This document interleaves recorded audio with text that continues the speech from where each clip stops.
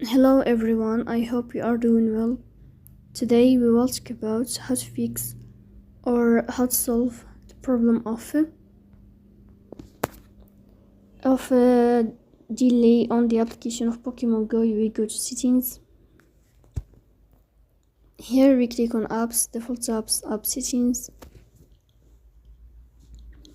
In this list we will search about Pokémon Go and we click here.